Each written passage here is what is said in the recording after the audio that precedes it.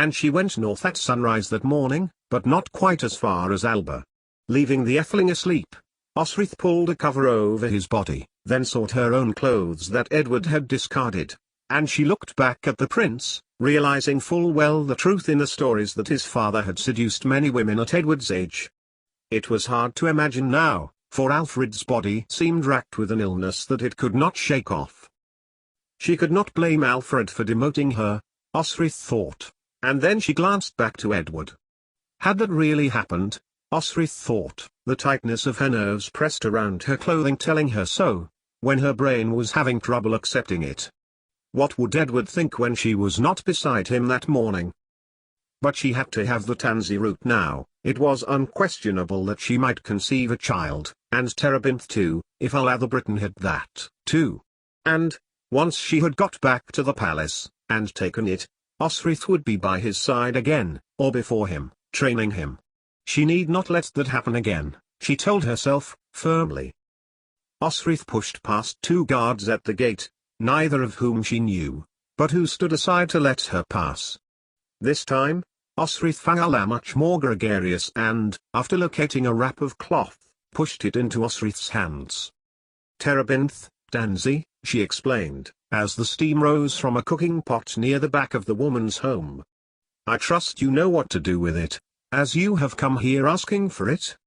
I do, Osric replied, and handed Allah silver. The Briton healer looked at it, before pushing 2 coins back into Osric's fingers. I will only take a fair price, you must not give me too much. And Allah folded her arms when she sensed that Osric was going to try to give it back to her. My thanks, Osric said, and left the healer's house, treading the dusty road back to the Crapel gate. She needed to hurry, for it was close to the time Edward would need his trunning, and she knocked on the slatted wooden gate, which opened immediately. As Osric stepped through, she was surprised to see a figure approaching the palisade wall, 2 children, 1 at each hand, walking with her. Lady Gisela, good morning, Osric called, waving a hand, and the woman stopped walking, turning to her. Pain was etched onto her features so that, when Gisela tried to smile, the corners of her mouth only did so very briefly as to satisfy social convention.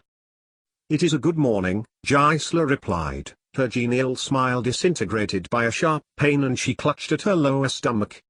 When she thought Osric was trying to step forward to help, she raised a hand.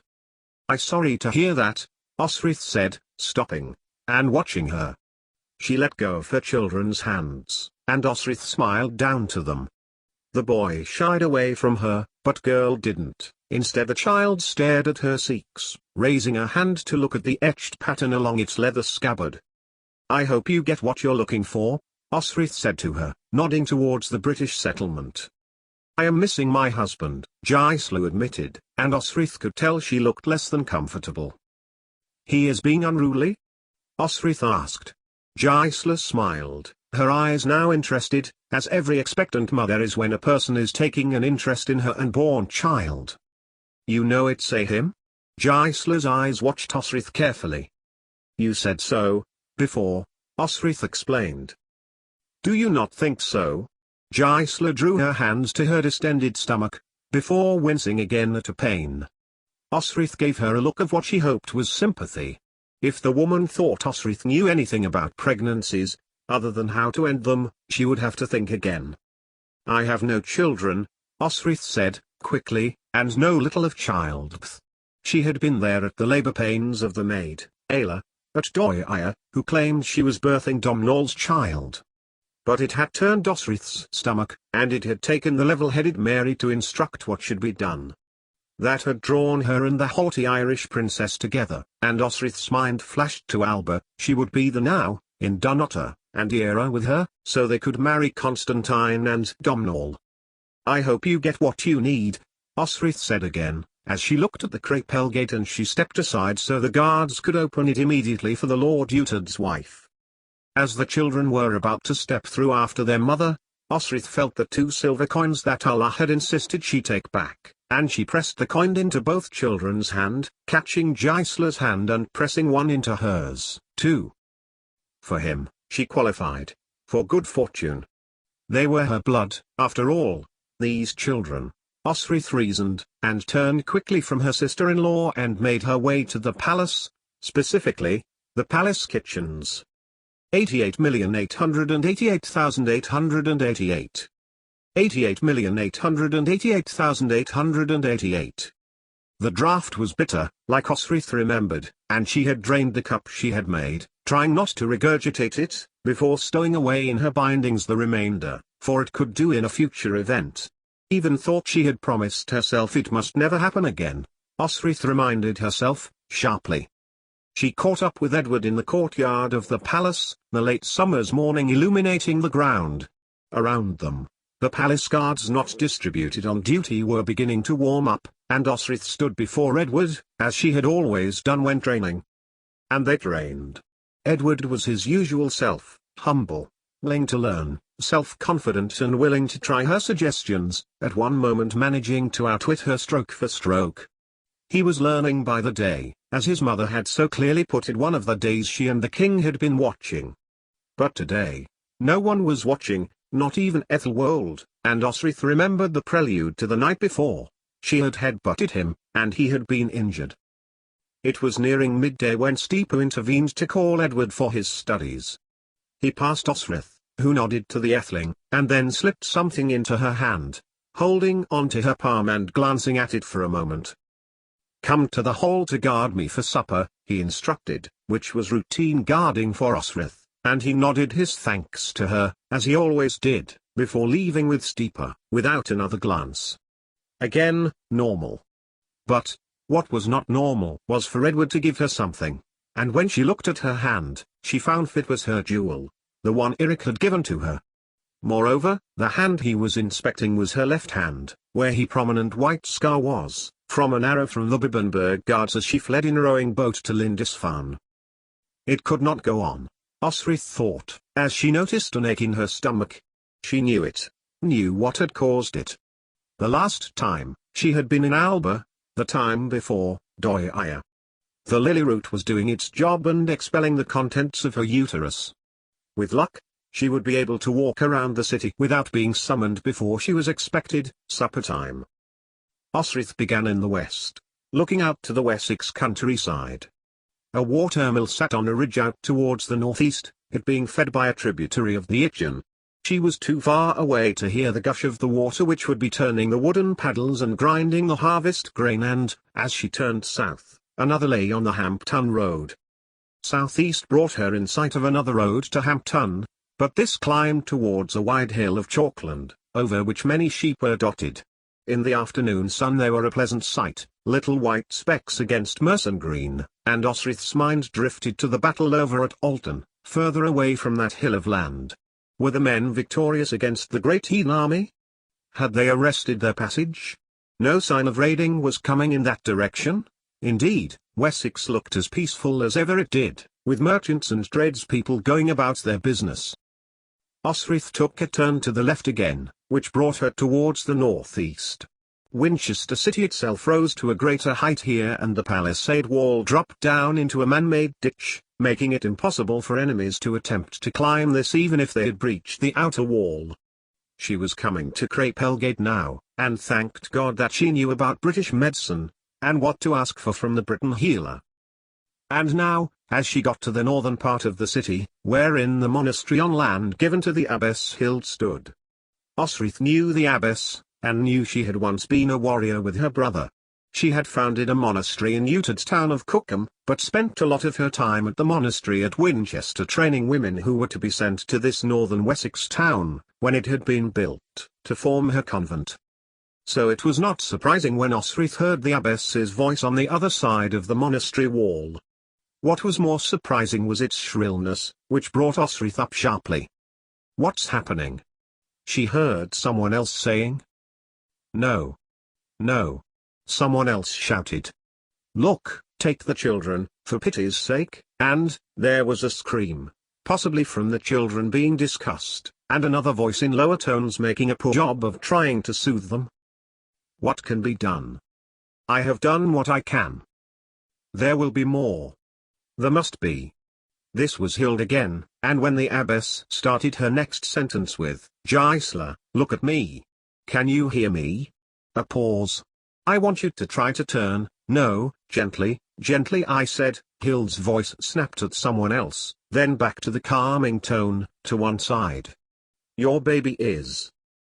And Osrith heard no more. The abbey would not be open to her even if she did try to gain entry, so instead, she scaled the outbuilding to the right, and made a jump to the masonry, scrambling up the wall, which had, conveniently for her, mossy tussocks growing in the cracks.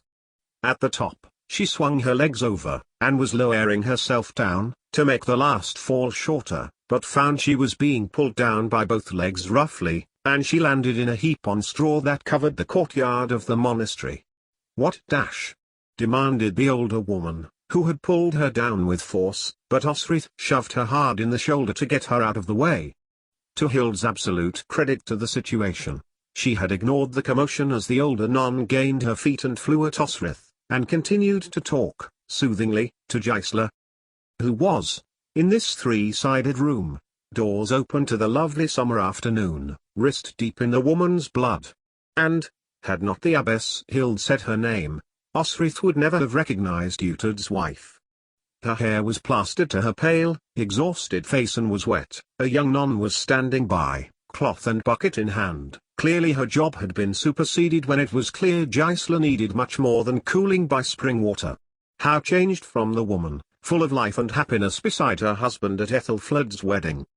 Beside Hild, another nun was supporting Gisela's body. You can't go in there. The woman who had pulled Osrith down dictated, but Osrith flashed her Sikhs, a very useful entry pass at times, and ignored her, getting to Hild's side. And there was a foot. And an ankle. Tiny, and bright red. It was clear what was wrong. The baby tried to be born without turning, and was trying to be born feet first. It was no wonder the birthing room looked like a battlefield, but unlike a field of war, this place was trying to bring forth life, not take life away. Although, life might soon be ebbing. Gisela, face, despite the effort she must have already been through to push her child that far, was pale. Her pale brown hair was tangled and stuck to her face. Hild, what can I do? The words were from Osrith's lips before she even knew she had spoken them, as a spray of blood burst forth from Gisela's birth canal, and out came globules of tissue. The birth sac. The woman who had tried to stop Osrith now had bigger concerns and had shouldered her aside to stand beside the nun holding Gisela. Hild glanced to Osrith, then pulled at her shoulder as another contraction wave made the woman's body shudder. Nothing, nothing for the mother, Hild said. We may be able to save the child. Nothing? Demanded Osrith. Hild looked at her, implacably. Pray. She will be with God before supper time, Hild added. Then Winston turned as Gisela's mouth sighed in pain. She has no strength left to birth him, she has lost too much blood. Pray. Osrith scorned. She needs help. There is none, Hild replied, sadly. But Osrith shook her head. You are wrong. Osrith pointed to the gates of the monastery. I will get her the help she needs. Open the gates to us when I bang on them. Where? Just do it, Abbess. Osrith demanded, pushing past the older nun who had pulled her down, and scaled the monastery wall. Allah did not seem surprised when Osrith tore across to her house not long afterwards. Indeed, to Osrith's eyes, the Briton looked as if she expected to be called on to Gisela. But then, Osrith reasoned, Allah has seen Gisela that morning, and anyone who had seen Gisela that morning would have seen that she had been in a great deal of discomfort. Osrith had not the Cymric words to explain, but she managed to convey that Gisela had lost a deal of blood and the baby was breech. She strode from Mullah's house as soon as she had told her, but after a few steps, Osrith realized that Allah had not followed her. Come on, she urged, but Allah shook her head. If I go to the monastery, I will be seen, I will be hanged. No. Not today, not now. But in the future. You can't leave her there to die. I know you can help her. Osrith screamed, her hope of being able to offer her sister-in-law a chance withering in her chest. What do you need? Silver? Money? But Allah shook her head. The tansy I sold you this morning, Allah said, far too calmly for Osrith's liking, and she pulled it from her bindings, still in its cloth. Now, make sure they use all of this, Allah continued, before Osrith's mind could catch up. Grind it first, mix in this. She handed Osrith the willow bark. Hot water, not a lot. Make it into a paste. She will not be able to swallow it. Osrith insisted, trying to pull at Allah, who needed to come immediately herself. But the dark-haired woman shook her head, and shook Osrith off. You have used some of this? Yes, but it may still be enough, Allah mused, looking at the pale wooded root. Put the paste under her lips, she will absorb the goodness, she will relax. It may be too late to save her, but the baby will have an easy time. Allah looked back to Osrith. Take your hand. No, she corrected herself. Someone whose hand is smaller, they need to turn the baby, and Allah broke off when she saw Osrith's blade. But she did not move. I will not come with you to expose my people to danger. I cannot come if you run me through. Quick, she urged. You are wasting time. And Osrith knew it. Seizing the willow bark, she tore from Allah's sight, back through into the city and to the monastery. She was raising her fist for a second thump to its outer gate when it was flung open, and Osrith pushed her way past two nuns who were foolishly trying to stop her. Take these. She thrust the tansy and willow bark into the hands of the woman who had pulled her from the wall. It needs to be a paste. Osrith looked across to the trainee nun, who shrunk to the wall of the room. You. But Osrith's instruction faded to nothing. Because there was nothing. No sound was coming from Gisela now, as she lay in the arms of the nun who had been supporting her. Further, there was little life from the child trying to make his way into the world, just a wriggling sensation in the region of Gisela's uterus. There is no hope, Hild said, softly. Gisela had been seeking help from the Britons, Osrith shot back, baldly. And I have brought this from the Britons. Look. No time. Osrith snapped at Hild. If she is dead anyway, if the child is, there will be no harm in trying pagan healing, will there? She practically yanked the wooden bowl from the nun's hands, who had returned with the poultice. It was hot, and thick, like a herb mud, and Osrith handed it to the nun supporting Gisela's frame. The baby is breech. Hild nodded. Then, she needs to turn the baby. Osrith pointed to the young nun, who shrank from her, but Hild's calm, reassuring tone encouraged her forward, and she instructed her on what she needed to do. Gisela shifted in her unconsciousness when the girl put her hand inside, catching the baby's feet with her hand, and pushing him back inside. A gush of blood slipped down her arm, but the young girl did not flinch, and instead, followed Hild's instructions. More blood came, and Gisela moved as her lips stuck out, the paste behind them, on her gums.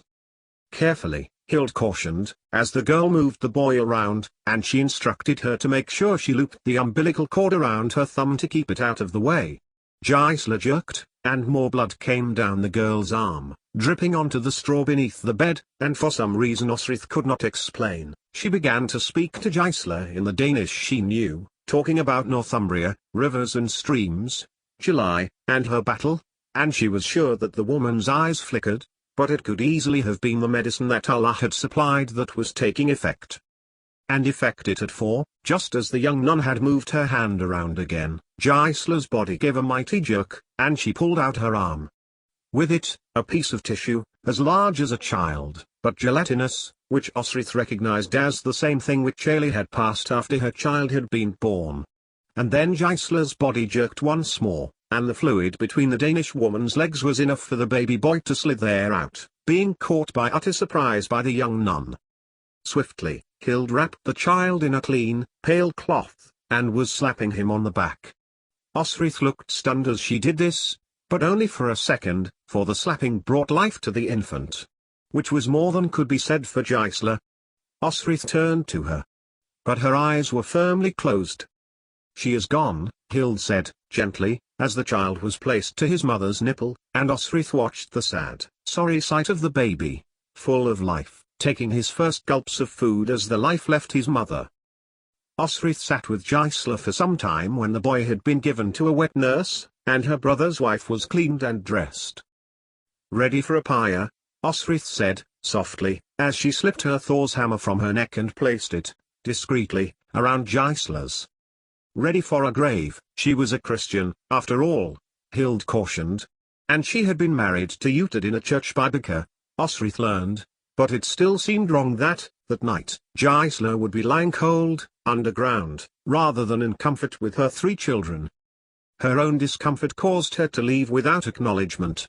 There was something other than dull grief in her own chest that caused Osrith to slip away, and she made her way as far north up the river as she could, away from the city walls, away from the last houses, until she could bear her own pain no longer. Removing her breeches, Osrith immersed herself in the coolness, feeling clods of her own tissue leave her, and float off in the cleansing water, dipping down into the river, until she felt as clean as she possibly could get.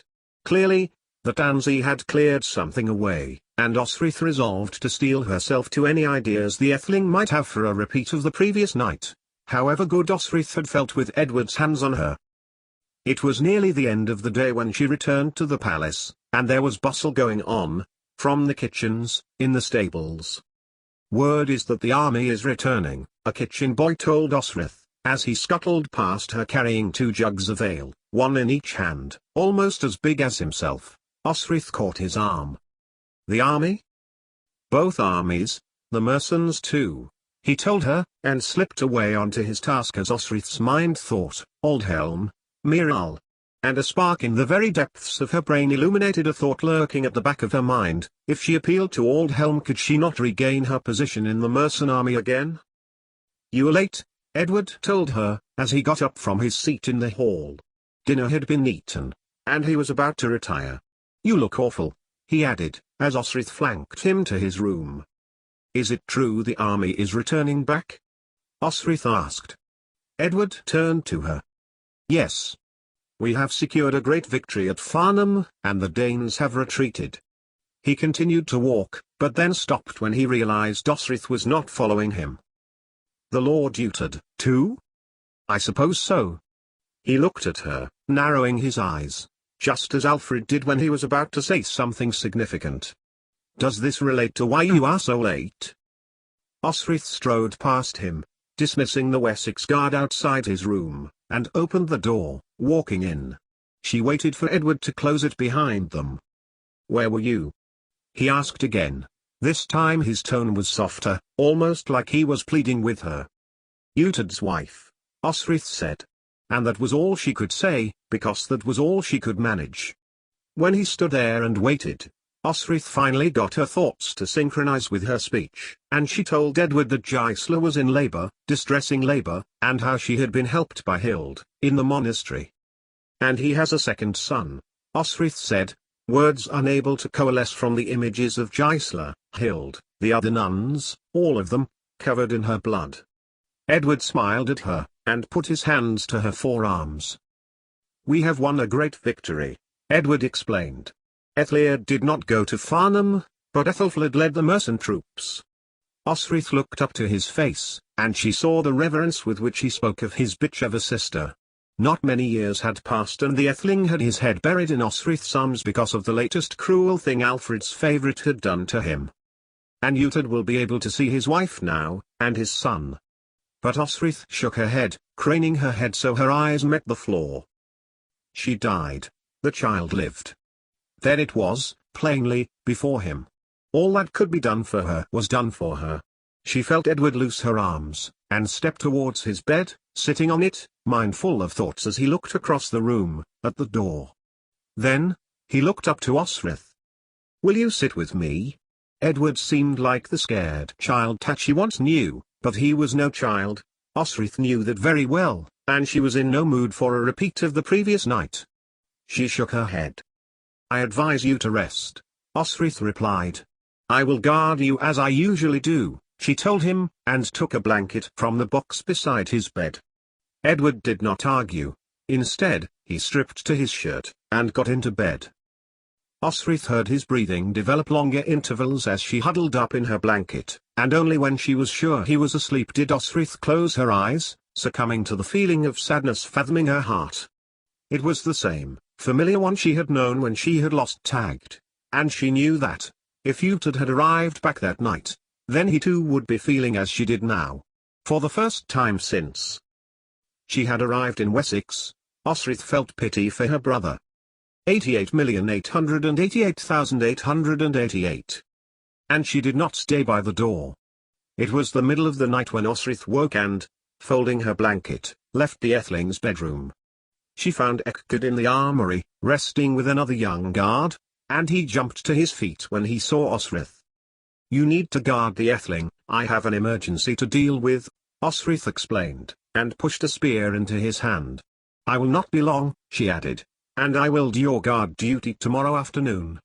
She could not leave him with nothing, and was gratified when Eckgerd readily agreed.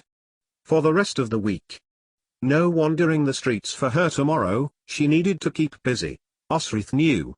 If Miral and Aldhelm were in Winchester, she wanted to find them, too. Tonight, Osric knew, she needed to get totally wasted on as much ale as the two cranes would sell her. 88,888,888. Despite the hour, the pub was thronging. The army had indeed returned to the city, and Osric was only one of many celebrating with copious amounts of alcohol.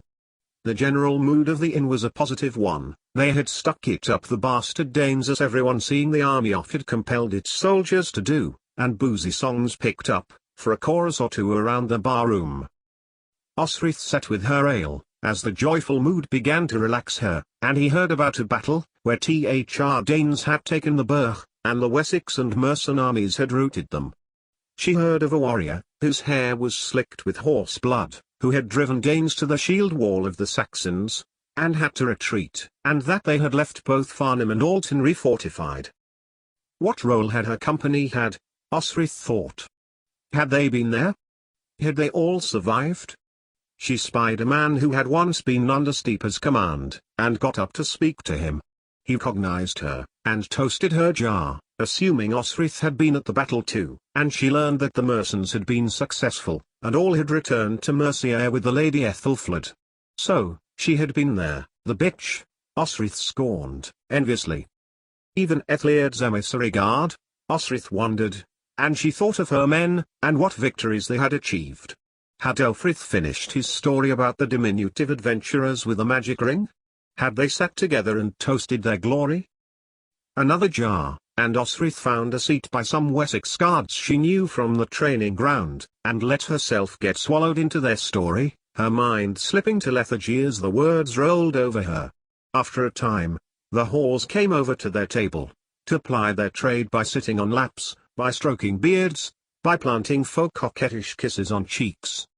One sex worker tried to sit on Osric's lap, but she pushed her away, much to the gentle chagrin of her companions, and instead, she sat with one of the older men who, after a few moments, got to his feet, adjusted his crotch, and paced across the inn floor to the stairs to one side. The men with him roared with laughter as he made overt gestures from the top of the mezzanine, then disappeared behind a screen of curtain cloth. "Do you want some company, darling?" A voice came to Osric's ear and, as she turned, her cheek connected with a pair of lips. "No," Osric exclaimed, and was more outraged when she saw that it was Elfberg. The woman got away from Osric quickly, looking furtively around the inn. Clearly the money Sihtric earned was either not enough for his new wife's needs, or not enough for her wants. "She was a good one," said one of the men next to Osric. She slugged back her ale, and looked at the man. "I believe you. You aren't one of those men lovers?" he asked, gripping Osric's arm.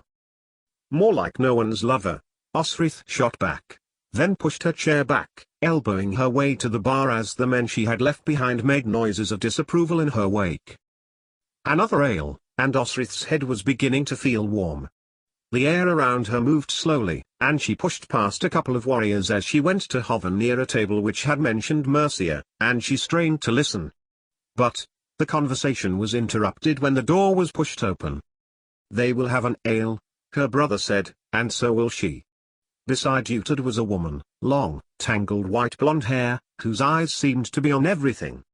He pushed his way across to a table he wanted and moved the occupants away. Like Osrith, Uhtred clearly wanted to drink his sorrows away, and Osrith crossed closer to her brother. Unlike him, she had only been there to witness the death of a woman in childbirth. For him, Gisela was his whole world. Osrith saw Sihtric, and wondered whether he knew his wife was busy working up above the bar. Was her brother really condoning one of his men to let his wife work on her back? But, she supposed, he had more important things on his mind tonight, and he slurred his words as he drank more ale, picked an argument with a man who happened to be doing nothing more than sitting next to them. She could sit there no longer, and Osrith pushed her way out of the inn, knowing if she did not stop now, that she never would, and she had to turn up and practice sword skill with the Atheling in the morning. If she had not paused to look back to Uhtred, Osrith would never know that she was being followed out of the inn. As it was, she caught sight of a face she really rather would not see. The arm belonging to the face, nose still swollen from her smashing her head into it a few dats before, pushed her towards the wooden wall outside the inn. "I knew I would find you out, I said I would, didn't I?" He oiled, as his broken face came close to her ear. "I know where you were today, warrior girl, I know what you did. But, the question is, does he know?" With one hand, Athelwold jabbed a finger towards Uhtred. "Do you want me to tell him?" "I did nothing."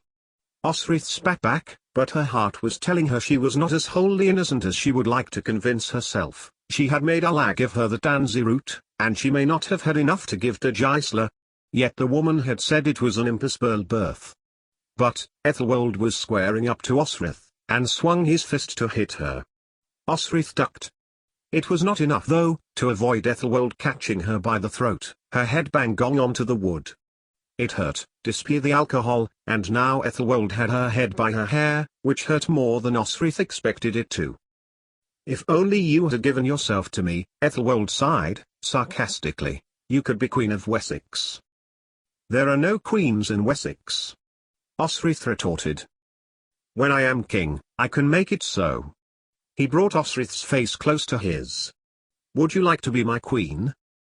But, Ethelwold could say no more, as a wish of steel parted blade from scabbard, and Finan stepped between them. "Yours then, Irishman?" Ethelwold blustered, stepping from Osrith when Finan turned his back on her and began to bear down on Ethelwold, stepping slowly, deliberately towards him, his sword out halfway, and held the tip towards the man. Then, Finan turned to Osrith. "My thanks," Osrith managed to say, the strong ale still addling her head despite the cool night. "The thanks is mine," Finan said. "I know what you did. I saw Yun in Beamflout, with the Danes, with Eric Thurgilson. Under normal circumstances, where she hadn't deliberately set out to get drunk, she might have wondered how Finan knew the Norse brother's name." "I am no traitor," Osrith protested. "I never said you were," Finan replied, chuckling softly as he stood silently before Osrith's imprecise outrage. The door to the inn creaked open, and in the doorway, a very inebriated Uhtred staggered. "You," he declared, pointing to Osrith. "You will not defy me again." "You are no lord of mine," Osrith declared, glaring at Uhtred as he stormed over to her. Her brain was trying to catch on to an idea, but it was drowned out by shouting. "Any lord of Alfred is a lord of yours," he reminded her. And Bué was out. Osrith did not even remember unsheathing her blade, and ran at Uhtred, aiming for his shoulder. But Finan was quicker than her, and knocked her sword away with his own. "Ursel." Osrith spat at her brother, and Ursel more. Beside her, Finan broke into uproarious laughter as a crowd of people began to gather round them. Uhtred's men, of course. Osrith scorned, and others keen to see who was causing a commotion. Finan, meanwhile, had pushed Osrith away, and was standing between her and Uhtred. He looked across to Sihtric and Osferth, who both flanked Uhtred. He was drunk, anyone could see that. Except Osferth, who was also drunk, and Finan laughed again as if all of the hostility was part of one big joke. What dreadful language from such a lovely mouth. He humoured, but Osrith's mind did not pick up on the hint, and instead, she turned Bué on Finan. The Irishman held up his arms, as Bue's sword point touched his neck. Bad manners. He scolded her, as his knee hit Osrith's wrist, and dislodged Bue from her hand. She bent to find it, as Finan urged Utad's men to get him away, as he was about to join, struggling under the grip of Sirik and Osferth at his shoulders. Finan's momentary lapse of concentration was enough. It was all she needed to slam his arm back, which was held out in front of her, and sinking her teeth into his wrist. Very bad manners. He shouted at Osferth, and pushed her against the inn wall, as Ethelwold had done, not long before. But, unlike Ethelwold, Osferth had no desire to fight him off as he held her shoulders. "And get her out of here," Finan shouted, as the tall, blonde woman who had been with Utad's company hovered behind his men. She was staring between Osrith and Utad, but said nothing, and in Osrith's mixed-up thoughts, she wondered how it was that her brother had already taken a lover when his wife had died just that afternoon, and had been buried that evening. Osrith slipped from under Finan's hold as he directed the men to take Utad home, but he realized she was moving, and pushed her away again. "No you don't, Caeleg," he warned her. "Warrior," Osrith corrected him, and the night air was enough to have allowed her to regain some coherence of thought, for she had pulled Bue towards her with her foot, and with one swift movement, bent, and was threatening Finan with it again. "You lost there, Finan my friend." A laugh came from his lord, and Utad continued to laugh as Finan shook his arm, where Osrith had scored Bue along it. "Like hell I did," he retorted, but Osrith was faster and she darted out from under Finan's arm. "Leave her!" Utad called after him, as Finan ran after Osrith. "Leave me!" Osrith declared, as the man she had so often lusted after caught up with her. She pulled up sharply, the heavy soil under her boots, leveling Bue. Then she realized her way was blocked, she had run into a dead end. A dozen different ways to escape ran through Osrith's mind as Finan approached, holding Soul Stealer. "I am not going to hurt you," Finan declared.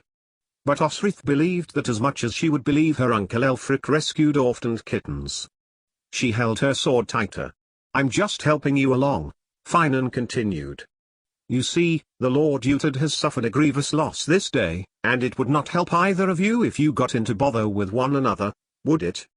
Osrith leveled Bue again. "I'm not going to hurt you," Finan reiterated. "I have heard that line before," Osrith scoffed. "I have learned to trust my blade, not the word of man." Behind him, people had crowded. "You fight well." This was the voice of her brother now, and Osrith glanced past Finan's shoulder. He didn't seem angry now, sort of resigned. Yet, it was she who was standing with her back to the palace's inner wall, contemplating the best 3 ways to scale it. "Right," she replied, curtly. "Before you called me a weaselcock." "I called you a great donkey," Osrith corrected him. "Which you know I'm not," Utad continued. She could see he was mocking her, and she narrowed her eyes. She was not in the mood. "I couldn't possibly say," Osrith scorned, and couldn't help herself when she added, "though rumor has it that, you know, Acorn." It satisfied her childish side when Utad made a start towards her as she waggled her little finger at him. Osferth and Sirik gripped his arms and held him fast, as Finan stood between them. "And the honor that you speak of?" Osrith continued, as she chided her brother. "Stand by and watch as a woman gets raped?" "Women get raped every day," Utad shot back. Osrith felt herself standing tall, Bue in both hands. Had Finan not been a physical presence between the two of them, Osrith would have flown at him. Then they should be taught to fight, from birth, to support themselves, not rely on a man. She scorned. "Lord!" Finan shouted, trying to diffuse the tension. But it was no use. Utad was spoiling for a fight, any fight, whether with his sword or with words. "But you rely on men, the Wessex Guard? The mercenaries?" But it was not Utad who spoke, it was Finan. Osrith felt her anger swell in her throat, as the Irishman added, "Prince Edward? Pity you don't want your Lord Utad to come any closer," Osrith threatened, clutching Bue, feeling the strength of the gales behind it. Domhnall would want her to pull it in this Gaelish turncoat. For I can easily make him an Orlach. Lord, I will see this warrior away, Finan declared, as he brushed off Uhted's ignorance at her words. Despite her tough talk, Osrith let Finan guide her past Uhtred, but the moment she was out onto the main thoroughfare of the city, she bolted towards the eastern road. Damn it, Osrith thought, for she realized after a few minutes Finan was chasing after her. And there was me thinking Ethelwald has changed his tastes. Finan's words were light, as if he were shaking off Ethelwald's attack of her in an explainable way. For a bean, you fight well, but Osrith, now sobering up, turned on her heel. I don't need your company. But that wasn't true, she did want his company, and she stopped, shaking, after a few moments when she realized Finan was still there, looking at her. You have a home, do you not, at Crapelgate? At Eastgate, Osrith admitted, but I am returning to the palace. Ethelwald is at the palace, Finan pointed out. He is always at the palace, Osrith replied, then conceded. If you are determined to follow me all the way home, I would not find that disagreeable. Then what? Finan asked, and stepped closer to her. Osrith stared back at him, eyes narrowing. Never mind. She spat back, in Gaelish, I'll manage just fine. When Finan stepped towards her again, she added, her hand dipping to tagged Sikhs, does your man not need you? He who lost his wife today? She jerked her head past Finan and he stopped too. Uhtred, with Sihik trying to urge him away and Osferth pulled at his arm, had followed them. But the alleged Lord of Bibbenberg was having none of it, and he fought his warriors from him. Osrith shook her head. Unbelievable. I would not find it disagreeable. Uhtred mocked, then strode right up to Osrith. You, in the palace. He scorned. You are no better than the whores in the inn back there. Osrith saw Sihik wince at his words, but held her face strong. Forget it. Andrasta, Finan Nanairian, she added. But, when she turned, Uhtred stood in her way. And we can guess but one purpose of a woman ingratiating herself with a group of men, call yourself a warrior. He mocked. Yes. Osrith spat back, as her brother made to block her, before pulling her close to him, trying to kiss her. He was drunk and pained from Gisela, so he was taking his anger out on her. So caught up in trying to humiliate her, Uhtred did not anticipate the thump to his alleged acorn when her knee collided forcefully with his groin. Uhtred staggered back, in pain as Osrith took up Buey, swinging it back into her shoulder. If I don't find where you sleep and kill you, it will be because I have decided not to waste my time. Osrith turned back. And I did not bring back a whore when my wife was dying giving birth to your child. It took a moment for the words to settle, and settle they did, like persistent snow, all around them. She really shouldn't have said that, Osrith knew. There was only one way to go after that, and that was to stand by herself. But, perhaps, Uhtred hadn't heard her properly, or grasped the full meaning. He did understand she had insulted her, and bore down on her. Osrith, in turn, leveled Buey. Say it again, he warned, and I don't care if you are a woman, I will fight you. And I will win, Uhtred of Bibbenberg. She retorted, and added in her mind, for my anger has turned to guilt and that runs deeper than your pride and sorrow. Fight me. He challenged. The amber jewel in the hilt of his sword glimmered in the half-light. Like you tried to fight me at Beamflout? I didn't know you were a warrior. But you knew I was a woman, Osrith accused. I have known men of honor, Uhtred of Bibbenberg, she added, Finolai in her mind now, tagged, Domhnall, Little Neil, Eric Thurgilson. All had kept their word to her. You may think you are one, but you are not. Better that than a Gaelish bitch. Cuerton, Nemo? Thathursday Muke, Thathursday Clagday Red. She shot back. Ooh. Finan called, that was terrible language, Lord Uhtred. Finan was now back to deliberately making light of the situation. But neither Osrith nor Uhtred were keen go with him. And what was it? It wasn't very nice, Finan replied, suddenly vague. But Uhtred had already raised his sword. and then saw Osrith had arranged a square before them. It was almost right, too, Uhted's mind thought. She knew about that. Isn't that how it is done? Osrith challenged him. Isn't that how you fought Jotun's men, in King Guthred's court? The king of Hallowyfirclend? My husband, she added silently. How do you know that? Uhted's voice betrayed his shock at her knowledge of something so specific, so far away in place and time. You would be surprised what I know. But already, Uhtred was kicking the wood away. And Osrith couldn't help herself. Uhtred of Bibbenberg would not fight me? She asked, scornfully. You are a woman, and I do not fight women. I am a Gaelish warrior. Osrith retorted. You have no lord. My lord is silver, or gold. Or both. You know about wealth, do you not? If Osrith had been playing with fire before, this was diabolic. She knew that he guessed where his silver had gone to now, and also, she realized that she didn't care. He couldn't prove it, in any case. She was angry, guilt-ridden, hollow. What she needed now was to fight. And he was too slow. Grief, alcohol had slowed his reflexes, which was to say, Uhted's abilities were still excellent, but his edge was blunted. Bué made a slash to his arm, and he backed away. Apologies, my lord. Osrith said, in mock deference. Gab Molisjul. But the sarcasm was lost on Uhtred, for he stood still, and then turned from her, his face a mask of agonized torment. Now that was bad manners. Finan chided her, and to Sihtric and Osferth said, get him away home. Her too, he added, nodding towards Skade.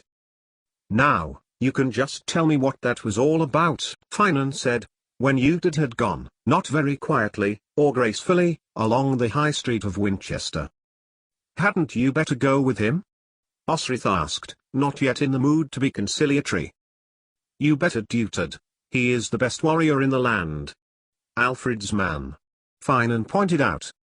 I am afraid that is just not so, if you say that I bettered him. But the force had gone from her body, like the final, empty swirls of air after a windstorm. Why here? Finan asked. Why come all this way, to Essex, from Alba? Money. And now I have money, I intend to go home. She lowered her head. And I have got in Ethelwold's way. Not a good move, Finan replied, but then persisted, you look at him a lot, Uhtred, I mean. From the time you first came here. What is he to you? A legend, Osrith said. Your face says more to it than that, Finan remarked. And it was you who took his silver? He took it from me first, Osrith lied. And they both knew it was a lie. But Osrith had had enough, and began to walk eastwards. Finan began to walk, too. Go with your lord, she dismissed, resheathing Bué. Report to him I took his silver, have me hanged, or burned, or branded, or whatever the punishment in Wessex is for theft. She shrugged her shoulders and made in the direction of Eastgate. But Finan wasn't about to give up that easily, and continued to walk next to her. You heard what I said? She asked. I took his silver. But Finan acted as if he hadn't heard. Instead, he lowered his head towards her. I miss my home, too, sometimes. Irian. Oh yes? Osrith asked, not resisting his walking next to her. It must have been obvious to everyone who met Finan that he was from Iron's Isle, where? My Coy Einached. She looked at his dark hair and pale eyes. You Ineal? Not on your life. He protested. Osrith turned to him, you aren't an all-age shit are you? And Finan broke into a grin. You have me, he said, placed hand on her shoulder. Osrith gave him a warning look, and shook him free, picking up the pace. He had the manner of speech of an Irishman, at any rate, charm of word, but she wasn't going to concede anything to him that might betray whence she had come, or who she might be. You know Ireland? Finan persisted, as they got to the marketplace. Even at this late hour, a few stalls were standing, idling for custom. Do you know Doia? Osrith shivered, as a flash of 9 fingers and his brother assaulting her, leaving her to drown tied to a rock in the northern sea, of Constantine, of Domnall. I know Doia, I was a servant there once, Osrith replied, making her voice sound as light as Finan has his earlier that evening. And you wish to return to those bastards? Finan's question exposed many strata of expression, one of which was, clearly hatred, another, loathing. He must have known Flansinner, then, or Kingd, or possibly, Malmuir? The desire to ask further was restrained by Osrith's self-preservation. To ask this man of the Royal Uineals was to make it clear who she might be, if her identity was known.